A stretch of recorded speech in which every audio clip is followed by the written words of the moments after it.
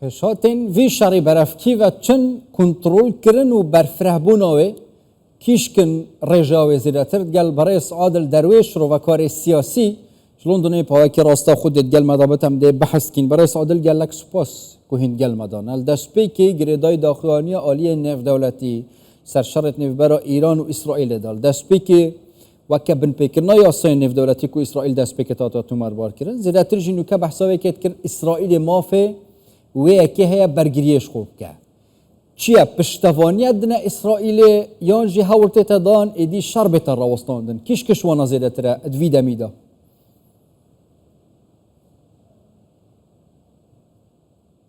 Well, I'm not an international lawyer, so I think the تاوكو ئێستا لەسەر ئاسی نێودەوڵەتی would actually probably left for the lawyers. تاوکو ئێستا What I can analyze نەبووەتەوە ئەوەی کە من دەتوانم ڕوونی بکەمەوە چونکە ئەوەی کە پرسیارەکەی تۆ ئێستا ئیسرائیل هەلێکی دەست کەوتووە بۆ ئەوەی کە گورجی سەربازی لە ئێران بووە شوێنێت بە پاساوی پەرەپێدانی چەکی ئەتۆمی چونکە ئەوان دەڵێن ئەو چەکە بۆ ئێمە دروست دەکرێت و ئەو چەکە دژی ئیسرائیلە ئێرانیش ماوەیەکی زۆرە بەردەوام دروشمی مەرگ بۆ ئەمریکا و مەرگ بۆ ئیسرائیل بەرز دەکاتەوە لەلایەکی دیکەوە سەرۆک ترامپ ئێستا لە کۆشکی سپیە ماوەی 6 مانگە چووەتە پۆستەکەی وەکو سەرۆکی ئەمریکا هەروەها ئیدارەکەی کۆمەڵێک فشاریان لەسەر ئێران دروست کرد کە ئەمەش بەدڵی ئیسرائیلە لەلایەکی دیکەوە هەماهەنگیەکی باش هەیە لە نێوان ئەمریکا و ئیسرائیلدا لە ڕوانگەی هەواڵگریەوە بۆ نمونە کاتێک حەماس لە 7 ئۆکتۆبەر هێرشی کردە سەر ئیسرائیل پێی وابوو یاخود ئێران پێی وابوو کە ئەمە هەلێکە بۆ زاڵکردنی دەستی خۆی لە ناوچەکەدا ئەمەش ئیسرائیلی تووڕە کرد ئەمەش مەترسی لەسەر ئیسرائیل دروست کرد ئەمەش وای کرد کە ئەو کەسانەی لە ئێران و نزیکن وەکو ڕژێمی سووریا و حیزبوڵا بە توندی بکەونە بەر تووڕەی ئیسرائیل واتە تووڕەی ئیسرائیل بە شێوەیەک بوو کە نەک تەنها لقوپۆپەکانی بەڵکو ئێرانیشی گرتەوە هەرچەندە لە 7 ئۆکتۆبەر ئێران پێی وابوو بە هەلێکە بۆ زاڵکردنی دەستی خۆی لە ڕۆژهەڵاتی ناوەڕاست بەڵام وەڵامی ئیسرائیل زۆر تون بوو لەلایەکی دیکەوە ئیسرائیل پاساوێکی دیکەشی بەدەستەوەیە ئەوەیە کە دەڵێ چەکی ناوەکی ئێران مەترسیە لەسەر بوونی من باشە ئەز ئاخفتنا سەرۆک وەزیری بریتانیا کێر ستارمەر یاکو دیهی بەحەسکری بەر یاکو بەرەف گۆپیتکات جی هەفتێ و کەنەدای بچێت بێژێت فڕۆکەین شەڕکەر و یا پێتڤی بە بوو پشتەوانیە ڕۆژهەڵاتە ناوەڕاست ئەم نوکەتێنە ناوچەیە مەبەستە بریتانیاش بێ پێنگاوێت چییە دیر یا نزیک ئەم دەبینی شەڕ بەرفرەهتر بێت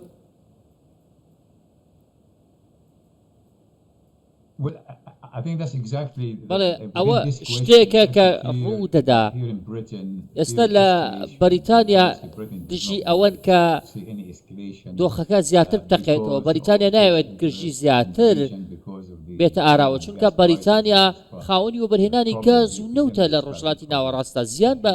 بازرگانی وەبەرهێنانەکانی دەگات بۆیە کاتێک ئێران دانوستانی ئەتۆمی لەگەڵ وڵاتانی ڕۆژاوی یاخود لەگەڵ ئەمریکا دەکات ئەمە وا دەکەوێت ئێستا بەڕێز سەرۆک وەزیران جەختی لەوە کردووەتەوە کە دەیەوێت گرژی سەرحاڵ نەدات یاخود دەیەوێت پێکدادانەکان فراوانتر نەبێت ئەو هێزشی کە نردوێتی بۆ ڕۆژهەڵاتی ناوەڕاستەنها لە پێناو پاراستنی بەرژەوەندیەکانی بەریتانیا خۆیەتی بەڵام پرسیارێکی دیکە دێتە ئاراوە ئایا حکوومەتی بەریتانیا ئامادەیە بۆ فراوانبوونی ئاڵۆزی یاخودنا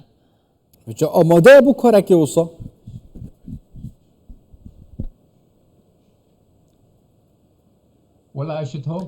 من هیوادارم کە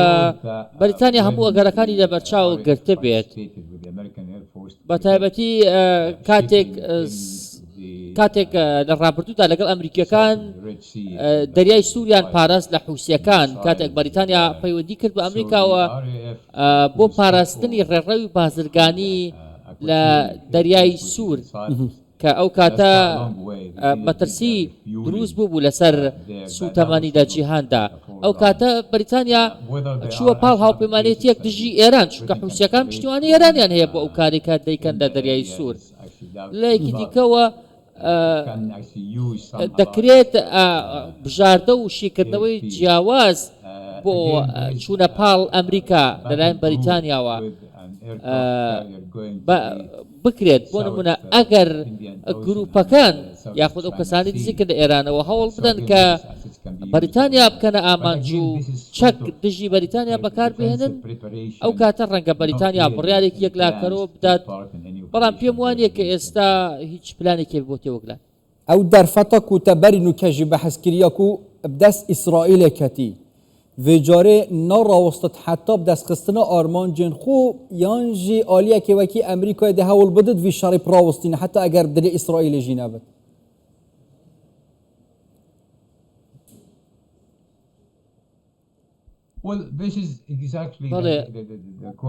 ئەمە پرسیارێکە کە وڵاتانی گروپی حەوت ئەمڕۆ کۆ دەبنەوە وەڵامی دەدەنەوە دەیانەوێت گفتوگۆی ئەم پرسە بکەن و بزانن ئیسرائیل تا کەی بەردەوام دەبێت بەڵام پێم وایە کە کاتێک ئێمە سەیری دۆخەکە دەکەین ئایا ئیسرائیل تاکوێ دەڕوات ئایا ئیسرائیل ئامانجی چییە بە تایبەتی حکوومەتەکەی بنیامین ناتانیاهۆ ناتانیاهۆ ئامانجێکیە ئەویش بنبڕکردنی هەڕەشەی ئێرانە ئەویش کۆتایی هێنانە بە پرۆگرامی ئەتۆمی ئێران ناتانیاهۆ ئەمەی بەڕوونی وتووەتەوە کە دەیەوێت کە بە تەواوەتی هەڕەشەی ئێران کۆتایی پێبێنن لەلایەکی دیکە ئەگەر ئێمە هەنگاوێکی دیکە بچینە پێشەوە و سەیری دۆخی سیاسی بکەین ئێستا ناتانیاهۆ هەوڵ دەدات کە یەکێتیەک بەدەست بهێنێت هەروەها ئامانجێکی دیکەش هەیە ناتانیاهۆ لە ڕوانگەیەوە ئەوە دەخوێنێتەوە کە دەیەوێت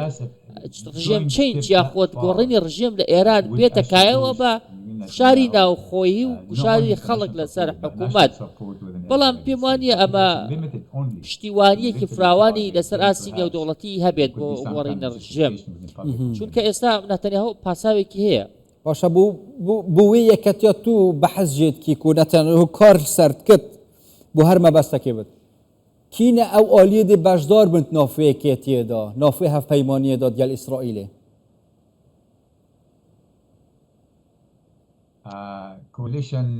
ئەو هاوپەیمانێتی کێ بۆ نمونە مەبەستی کام هاوپەیمانێتی بەڕوونی مەبەستە من تە بەحسێ پێک ئینانە هەفپەیمانتیەکە یان ژی یەکەتیەکێ کرد ئیسرائیلت گەل وڵاتان بجا چ ڕۆژهەڵاتە ناڤەڕاست بێت یان ژی ئالیە نێودەوڵەتی بتایبەتیژی ئەمریکا زیاتر بێتە ناو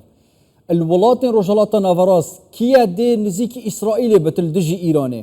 گەل وێ یەکەتیەک و نەتەنیاهو بنیەتە پێک بینێت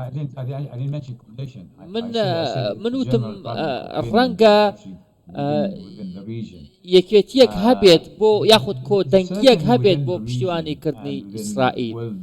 بەڵام ئەو یەکێتی کە هەیە لە ناو ڕۆژهەڵاتی ناوەڕاستا بوو ئەوەیە کە ئێران چەکی ئەتۆمی نەبێت لەلایەکی دیکە و یەکێتێکی دیکەشێ لەسەر ئەوەی کە ئێران نابێت بەردەوام بێت لە پشتیوانیکردنی ئەم گروپە چەکدارانە چونکەم گروپە چەکدارانە ڕەنگە کێشە دروست بکەن ئەمە ڕایەکی هاوشێوەیە بەڵام حکوومەتەکان تاوەکو ئێستا نەچوونەتە پاڵ یەکتری بۆ پشتیوانیکردنی نەتانیاهۆ بەڵام ئەوەی کە باسم کرد کۆتەنگیەکە لە پشتی ئیسرائیل بۆ ئەو هەوڵانەی بۆ سەرکوتکردنی پرۆگرامی ئەتۆمی لەلایەکی دیکەوە بابی نیشمان نەچێت کە لە دوای 7 ئۆکتۆبەرەوە جۆرە لە جۆرەکان کۆدەنگیەک هەبوو پشتیوانیەکی فراوان هەبوو بۆ ئیسرائیل بەسەر لە بەرامبەر ئەوەی کە بەسەری هاتووە لە سەردەستی حەماس و گروپێکی نزیک لە ئێران ئێستا ئیسرائیل دەیەوێت داوای هاوکاری بکات لە کۆمەڵگە نێودەوڵەتی بۆ ئەوەی شەرعیەت بدا بە هێرشەکانی بۆ سەر ئێران بۆ ئەوەی کە بەتەنیا نەمێنێتەوە لە سەراسی نێودەوڵەتی لە بەرامبەر ئێران بۆ نمونە ئێستا داوا لە سەرۆکۆزیرانی بەریتانیا کراوە بۆ ئەوەی کە بچێتە شەڕەوە دژی ئێران و هاوکاری ئیسرائیل بکات بەڵام ئەویش بەڵام ئەو کاتە سەرۆکۆزیرانی بەریتانیا پرسیارەکە من بە چی شەرعێتێک بچمەناو ئەو هاوپەیمانێتەوە بە چی شەرعێتێک پشتیوانی ئیسرائیل بکەم ئایا ئەمە دۆزێکی ڕەوایە ئایا ئەمە دەتوانم وەڵامی ڕای گشتی بدەمەوە لەسەر ئەمە دیتنا تا ئەگەر ئەمریکا و دۆنالد ترامپ شیان ئیسرائیل و ئیرانە بینە سەر مێزە دانوستاندنا بۆ ڕاوەستاندناوی شەڕی دێ چ بن ئەو بژاردەیە بەرامبەری ئیرانê têne danan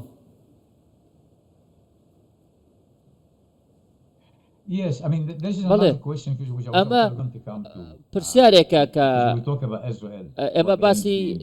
کاتێک ئیسرائیل بەکاتی باسی ئیسرائیل دەکەین ئەم پرسیارش وڵات دەدەینەوە بۆ نمونە ئێران ڕەنگە زۆر بە خۆیانەوە شانازی بکەن کە ڕوبەڕووی ئیسرائیل بوونەتەوە کە تۆنیویانە کە ڕوبەڕووی هێرشەکانی ئیسرائیل ببنەوە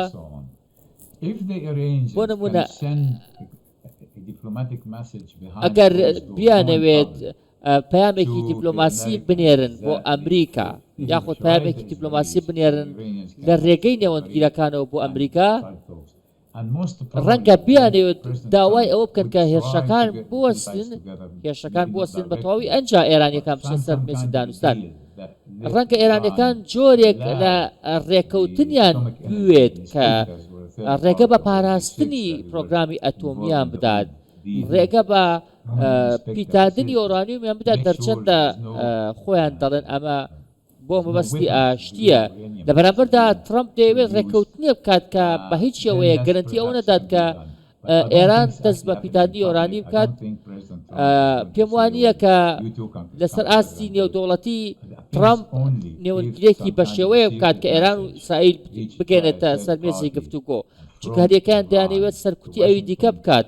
ترامپ ڕەنگە لە پشتی دەرگا داخرانەکەەوەنەوە هەندێک هەوڵی دیپلۆماسی بدات بەڵام بە ئاشکرا ئەوە ناکات ئیسرائیل و ئێران بخاتە سەر یەک مێز نێوبەرە دوو بژاردەیەن ئەگەر هاتوول بەرامبەری ئیرانê بێنەدانندی کیشتێکê تەقەبیلkirin یا êkê destberdarbûniş bernameya etomî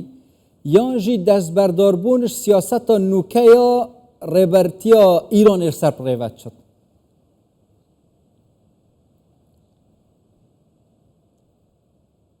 Well, I think the two پێم وایە کە ئەم دوو بژاردەی کە تۆ باست کرد پێکەوە بەسراون ئەو ڕێکەوتنەی کە لە نێوان یەکێتی ئەوروپا و ئێراندا هەبوو لە ساڵی 2015 ڕێگەی بە ئێران دەدات جۆرە لە جۆرەکان یۆرانیۆم بپیتێنێت یاخود بە ڕێژەیەکی کەم یۆرانیۆم بپیتێنێت بەڵام ئەو ڕێکەوتنە خواستی عەرەبەکانی لەسەر نەبوو یاخود عەرەبەکان ئەم ڕێکەوتنیان بەدڵ نەبوو چونکە ترسی ئەویان هەبوو کە ئێران یۆرانیۆمی زیاتر بپیتێنێت و ئەمە ڕێگە بدات کە هەژبوونی ئێران لە ناوچەکەتا زیاتر بێت بە تایبەتی سعودیەکان ئەمەیان بەدڵ نەبوو ئەوەی کە ئێستا ترامپ ئەیکات یاخود دوای سەردانەکەی بۆ ڕۆژهەڵاتی ناوەڕاستکردوویەتی دەیەوێت ئەو دەستکەوتانەی ئێران بەدەستێناوە لە بواری ئەتۆمیدا پاشەکشەی پێ بکات یاخود لە ڕێگەی هاتن بۆ سعودیە و وڵاتانی کەنداوە پەیامێک بنێرێت بۆ ئێران بۆی کە پشتیوانی وڵاتانی عەرەبی دەکات دژی هەژمونی ئێران دژی پرۆگرامی ئەتۆمی ئێران ئێستا سعودیەکان یاخود کەنداویەکان ویان لە ئەمریکا کردووە گوشاری زیاتر بخاتە سەر ئێران ترامپ خۆشی خاوەنی